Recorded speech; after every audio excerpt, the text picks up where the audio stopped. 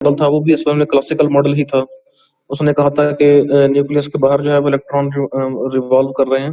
तो इसके जो है ना हमें पता है कि बेसिक्स लॉ जो है वो फिजिक्स के क्या थे, कि वो एक तो न्यूटन लॉ था। न्यूटन लॉ ऑफ मोशन जो है ये भी बेसिक्स लॉ में था, पिलर ऑफ जो है फिजिक्स इसको उसको समझा जाता है।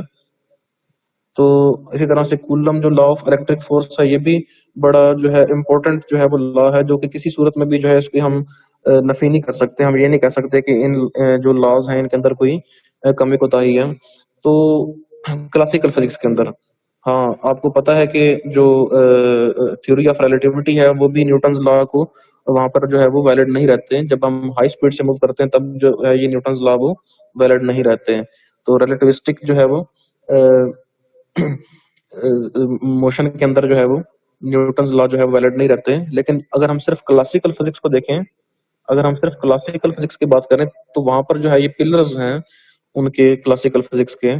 तो लेकिन क्या था कि एक और भी पिलर था क्लासिकल फिजिक्स का, वो क्या था, इलेक्ट्रोमैग्नेटिक थ्योरी, कि जब भी कोई चार्ज पार्टिकल एक्सेलरेट करता है तो वो एनर्जी रेडिएट करता है।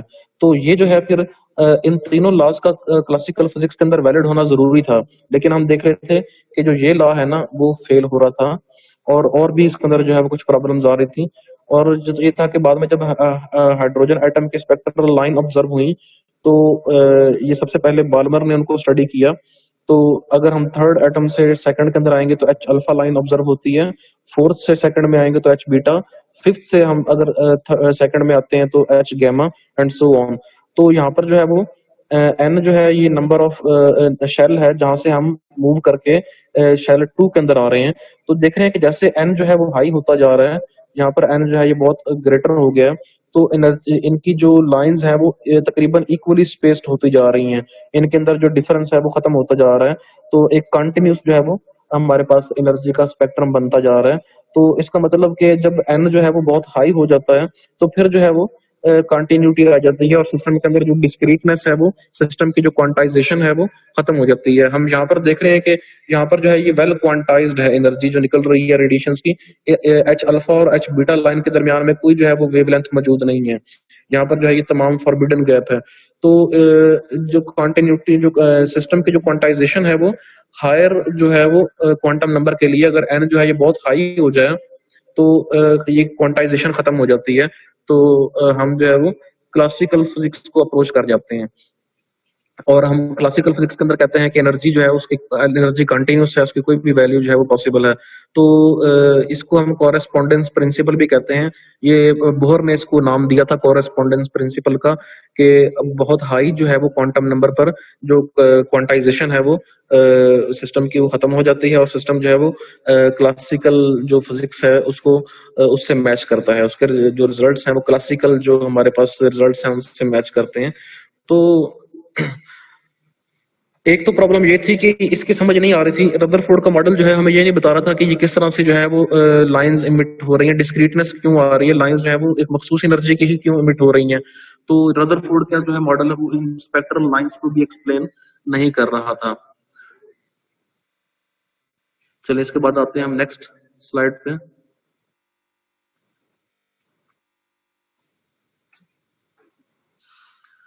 तो ऊपर मैंने पेज के साथ जो है ना वो एपी लिख दिया है, मतलब ये आपका एटॉमिक फिजिक्स का जो है वो, क्योंकि आपके पेजेस मिक्स ना हो जाए। अब हमने फिर, अच्छा यहाँ पर जो है ये पेज 11, इससे पहले मेरे ख्याल से एक पेज रह गया।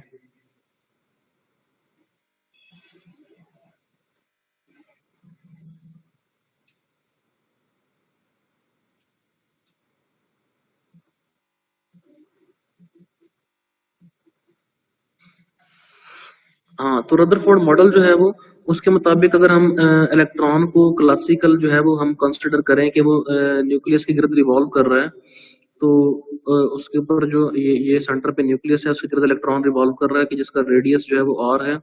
तो इसके ऊपर जो सेंट्रीपिटल फोर्स एक्ट करेगी वो M P square over R होगी, और ये सेंट्रीपिटल फोर्स जो है वो इलेक्ट्रिक फोर्स प्रोवाइड करेगी, जो कि दो चार्जेस जो है एक दूसरे पे लगा रहे हैं, जो न्यूक्लियस जो है वो इलेक्ट्रॉन पे लगा रहे हैं। तो इन दोनों को अगर हम कंपेयर करें तो यहाँ से जो हमारे पास ये वेलोसिटी आती है तो ये वेलोसिटी जो आ रही है, ये क्लासिकल वेलोसिटी हमने कैलकुलेट की है क्लासिकल फिजिक्स को अप्लाई करते हुए। और हम देख रहे हैं कि यहाँ पर जो है ना रेडियस के ऊपर ये डिपेंड कर रही है वेलोसिटी। इसमें जो ई और 4 पाई एप्सिलॉन नॉट और जो एम है, ये मास ऑफ इलेक्ट्रॉन, ये तो कांस्टेंट है। तो वेलोसिटी की जो वेरिएशन है वो रेडियस के साथ आ रही है।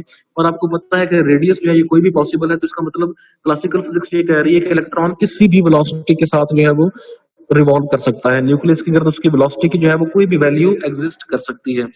और अगर हम एनर्जी कैलकुलेट करें तो हमारे पास टोटल एनर्जी जो है वो आ जाएगी kinetic energy plus potential energy. Potential energy हमें पता है कि ये नेगेटिव में आ जाएगी, क्योंकि यहाँ पे जो फोर्स है वो अट्रैक्शन की फोर्स है। अगर ये रिपल्सिव फोर्स होती तो पोटेंशियल एनर्जी क्या होती, पॉजिटिव होती। तो ये हमारे पास kinetic energy half m v square आ गई है। यहाँ से हम जो है वो एम वी स्क्वायर की वैल्यू अगर पुट करें यहाँ से, तो ये मैं अगर एम वी स्क्वायर की वैल्यू यहाँ से पुट करूँ तो एक आर से जो है ये एक आर कैंसिल हो जाएगा, तो एम वी स्क्वायर आ जाएगा e square over 4 pi epsilon not.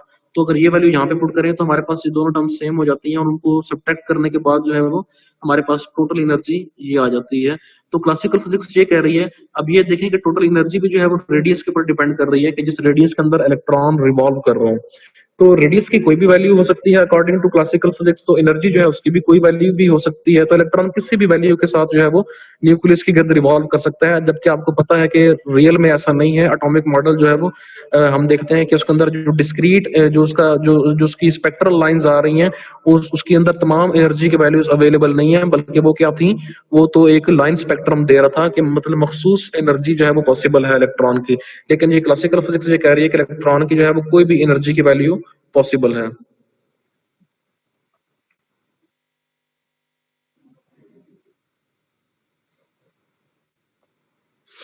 इसके बाद जो है वो हम नेक्स्ट पेज पे 9 के बाद 10 आना था। हाँ तो ये हमने देख लिया है।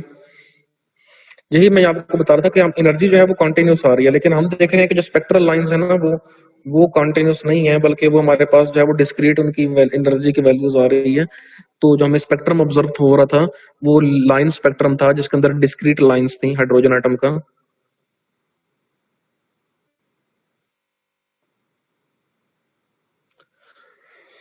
तो ये तब भी हम यूज कर रहे हैं क्लासिकल मॉडल। वेलोसिटी जो है हमारे पास ये आ रही है। अब हमें पता है कि लैम्डा जो है वो किसके इक्वल होता है अकॉर्डिंग टू जो है वो de Broglie wavelength. Lambda is equal to H over M V. तो ये वेलोसिटी की वैल्यू जो है अगर मैं यहाँ पे पुट कर दूं तो लैम्डा की वैल्यू जो है वो मेरे पास आ जाएगी। तो लैम्डा की वैल्यू ये वाली आ जाती है वेवलेंथ। तो ये जो वेवलेंथ है वो कितनी आ रही है, 33 point cross 10 to the raise पर -11। तो अगर हम जो इलेक्ट्रॉन है उसका रेडियस आर हो और उसका सरकमफेरेंस जो है वो फिर कितना हो जाएगा 2 पाई आर। तो अगर 2 पाई आर जो है इसकी वैल्यू हम फाइंड आउट करें तो वो भी कितनी आती है 33 क्रॉस 10 टू द रेज पर -11। तो वेवलेंथ जो है ये सरकमफेरेंस से मैच कर रही है। इसका मतलब इलेक्ट्रॉन जिस ऑर्बिट के अंदर रिवॉल्व करेगा उसकी जो पाथ है सरकमफेरेंस है वो उसकी वेवलेंथ के इक्वल होगा। लेकिन ये है फर्स्ट ऑर्बिटल के लिए, फर्स्ट ऑर्बिट के लिए। सेकंड ऑर्बिट के अंदर जो है वो इंटेग्रल मल्टीपल ऑफ वेवलेंथ के इक्वल आता है। तो जो बोहर है उसने ये चीज ऑब्जर्व की। असल में बोहर की जो सक्सेस थी उसने ये चीज ऑब्जर्व की थी कि जो सरकमफेरेंस है वो इंटेग्रल मल्टीपल ऑफ वेवलेंथ के इक्वल आता है, ताकि जो है वो वेव हमारे पास क्योंकि पार्टिकल से एसोसिएटेड वेव है और वो वेव एग्जिस्ट कर रही है। अगर तो डिस्ट्रक्टिव इंटरफेरेंस होगा फिर तो ये वेव एग्जिस्ट नहीं करेगी, अगर मतलब फ्रैक्शनल नंबर ऑफ जो है वो वेवलेंथ के इक्वल हो। तो ये चीज जो है वो बोहर ने इसको ऑब्जर्व कर लिया था। हालांकि अभी तक जो है ये बोहर की जो थ्योरी थी उसके बाद जो है वो डी ब्रॉगली की थ्योरी आई, जिसमें उसने ये बताया कि जो वेवलेंथ है वो एच ओवर मोमेंटम जो है वो पार्टिकल का उसके इनवर्सली रिलेट करती है। तो ये चीज तो बाद में आई थी, लेकिन बोहर ने जो है वो इस चीज को पहले ऑब्जर्व कर लिया था। ये जो इसलिए जो बोहर है उसकी अचीवमेंट ज्यादा है as compared to de Broglie. जो है वो बोहर का जो वर्क है वो ज्यादा उसकी अचीवमेंट ज्यादा है, क्योंकि उसने जो है वो विदाउट इस रिजल्ट को इलेक्ट्रॉन के वेव बिहेवियर को काउंट करते हुए जो है वो ये चीज फाइंड आउट कर ली थी उसने। अब जो है वो यहाँ से हम बता सकते हैं कि बोहर ने ये भी बता दिया था कि असल में आप समझ रहे होंगे कि यहाँ पर जो हम कैलकुलेशन कर रहे हैं ये इसके अंदर तो हमने जो ये लैम्डा कैलकुलेट की है, ये तो हमने बोहर सॉरी डी ब्रॉगली के फार्मूले को यूज करते हुए की है। ये असल में इसका भी मैं आंसर आपको देता हूँ। ये चीज हम तो जो है ना, इस चीज को हमने अभी इस तरह से कैलकुलेट किया है, बोहर ने इस तरह से कैलकुलेट नहीं किया था। बोहर ने जो ये बताया था कि जो सर्कम्फरेंस है वो इंटीग्रल मल्टीपल ऑफ वेवलेंथ होगा, वो उसने यहाँ से नहीं बताया था इस, क्योंकि ये तो अभी रिलेशन आया ही नहीं था। तो फिर क्या था कि उसने जो है ना वो, और बोहर ने ये भी बता दिया था कि एंगुलर मोमेंटम जो है वो भी क्वांटाइज्ड है और उसकी वैल्यू जो है वो NH ओवर 2 पाई के इक्वल है। तो असल में जो बोहर ने जो कैलकुलेशन की है वो उसने एनर्जी को देखते हुए उसने कहा कि जब जो एटम एनर्जी इमिट करता है वो बराबर होता है जब इलेक्ट्रॉन एक एनर्जी से लेवल से जंप करके फाइनल एनर्जी लेवल से इनिशियल एनर्जी लेवल में आता है, तो वो एक फ्रीक्वेंसी जो है वो इमिट करता है, वो एक जो फोटोन इमिट करता है जिसकी एनर्जी जो है वो HF के इक्वल होती है।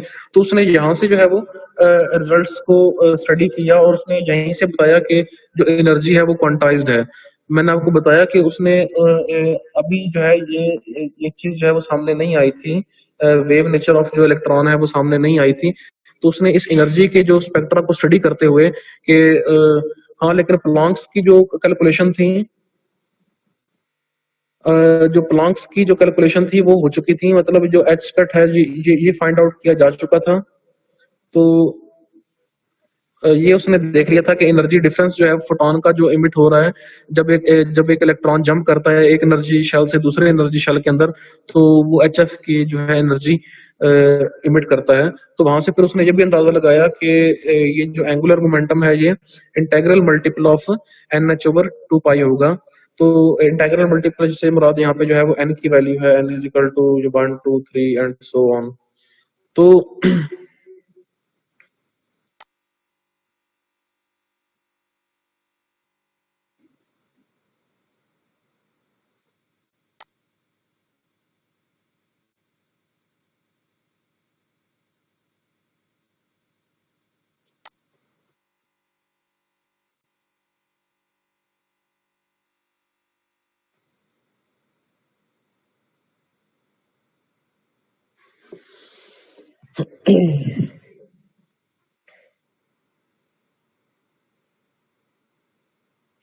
अच्छा, अब इसमें नेक्स्ट पेज में शेयर करने लगा हूँ।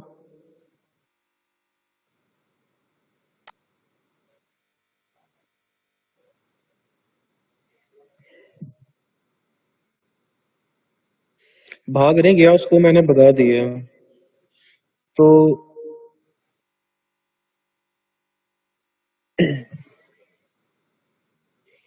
अच्छा, अब इसके अंदर जो हमने वेवलेंथ की वैल्यू जो हमने फाइंड आउट की है, पिछले जो हमने कैलकुलेशन की थी इसके अंदर जो हमने वेवलेंथ फाइंड आउट की थी, तो उसकी वैल्यू अगर इसके अंदर पुट कर दें कि जो सरकमफेरेंस है ये integral multiple of n lambda होगा, तो हमारे पास इक्वेशन जो है वो ये वाली बन जाती है। यहाँ से जो है वो हम r की वैल्यू फाइंड आउट कर सकते हैं। अब इस इक्वेशन से आप देखें कि हम यहाँ से जो है वो मैं r को सेपरेट कर लूंगा, तो आर को जो है वो मैं सेपरेट कर लूंगा, तो रेडियस जो है मैं फाइंड आउट कर लूंगा जिस रेडियस के अंदर इलेक्ट्रॉन रिवॉल्व कर रहा है। अब ये देख रहे हैं कि ये एक बड़ा अहम रिजल्ट आ रहा है कि रेडियस जो है वो एन की फॉर्म में क्वांटाइज्ड हो गया है। यहाँ से जो है वो आप लोगों ने ये बड़ा इसको गौर से सुनना है कि रेडियस जो है ये एन की फॉर्म में क्वांटाइज्ड हो गया, मतलब रेडियस की कोई भी वैल्यू पॉसिबल नहीं है। बाकी तमाम चीजें देखिए कांस्टेंट हैं, ये H square over epsilon not over 4 pi E square, ये तमाम वैल्यूज कांस्टेंट है। तो रेडियस जो है ये क्वांटम नंबर n के ऊपर डिपेंड कर रहा है और n की वैल्यूज हमें पता है कि ये इंटीजर है कोई, और इसकी वैल्यू 1 2 3 एंड सो ऑन जो है इसकी वैल्यू होगी। यहाँ से जो बाकी जो ये कांस्टेंट था इसको मैंने ए नॉट का नाम दे दिया, तो ये ए नॉट यहाँ पे पुट कर दिया। तो रेडियस हम देख रहे हैं कि वो क्वांटाइज्ड है। तो जब रेडियस क्वांटाइज्ड है इसका मतलब फिर एनर्जी जो थी वो भी हमारे पास रेडियस के ऊपर डिपेंड कर रही थी। हम देख रहे थे कि एनर्जी जो है वो रेडियस के ऊपर डिपेंड कर रही है। तो जब ये रेडियस की वैल्यू हम यहाँ पे पुट करेंगे ये आर एन की, यहाँ पर ये पुट करेंगे तो एनर्जी जो आएगी वो भी हम देख रहे हैं कि ये क्वांटाइज्ड आ गई है, ये भी एन के ऊपर डिपेंड कर रही है, एन स्क्वायर के इनवर्सली प्रोपोर्शनल है। अब इसमें जो है वो बाकी ये तमाम वैल्यूज कांस्टेंट हैं, एम ओवर 8 पाई 4 पाई एच स्क्वायर, और ये तमाम वैल्यूज कांस्टेंट है, तो इसको जो है वो ई नॉट का नाम दे दिया। तो बुक के अंदर जो है वो ई वन का भी नाम इसको दिया हुआ है, तो इससे कंफ्यूज नहीं हो जाना, असल में ई नॉट और ई वन जो है ये एक ही चीज है। तो यहाँ पर जो है इस कांस्टेंट, इन तमाम कांस्टेंट्स को जो है वो मैंने ई नॉट से या ई वन से रिप्रेजेंट कर दिया, और ये वन ओवर एन स्क्वायर जो है ये एन स्क्वायर डिवाइडेड में वैसे ही आ गया। तो ये हमारे पास एनर्जी की वैल्यू आ गई है। तो अब एनर्जी